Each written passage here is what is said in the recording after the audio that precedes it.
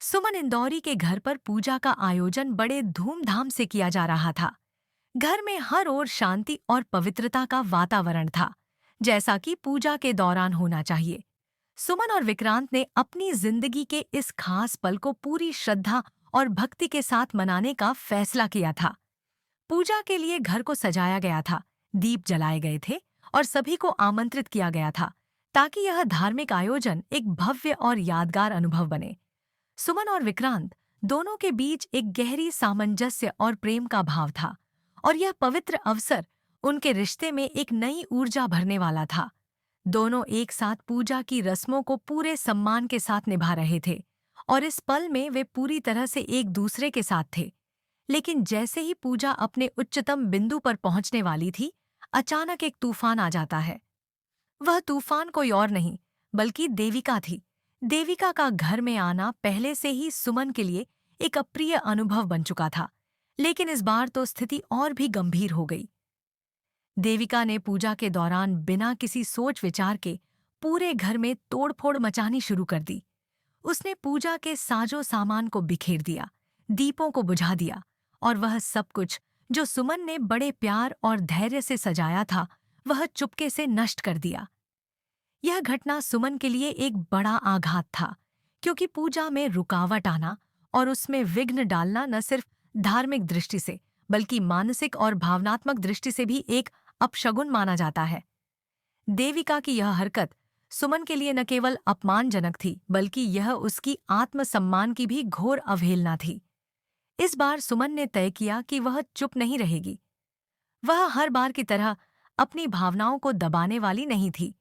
उसे यह महसूस हुआ कि अब समय आ गया है कि वह देविका के खिलाफ अपनी आवाज उठाए और उसे यह सिखाए कि हर किसी का सम्मान करना जरूरी है, विशेष रूप से पूजा के समय।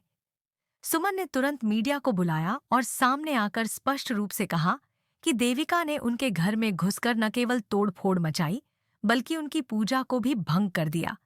सुमन ने कहा, इस महिला ने जानबूझकर मेरे घर के पवित्रतम समय को अपवित्र करने की कोशिश की, और इसने मेरी पूजा को पूरी तरह से नष्ट कर दिया है। ये किसी भी हालत में बर्दाश्त नहीं किया जा सकता। सुमन का गुस्सा अब पूरी तरह से उबाल पर था। उसे लगा कि यह समय है जब वह देविका को अपने किए की सजा दिलवाए। इस वक्त उसकी आवाज में स्पष्टता और दृढ़ता थी। उसने देविका को खुले तौर पर चुनौती दी और कहा कि जो उसने किया वह केवल उसे ही नहीं बल्कि पूरे परिवार को नुकसान पहुंचाने वाला था। देविका, जो पहले ही सुमन की तीखी नजरों और आरोपों से घबराई हुई थी, अब और भी तनाव में आ गई थी। उसे यह समझ में नहीं आ रहा था कि वह इस स्थिति से बाहर कैसे निकले। उसने घबराते हुए सुमन से कहा, मुझे नहीं पता था कि यहाँ पूजा हो रही है।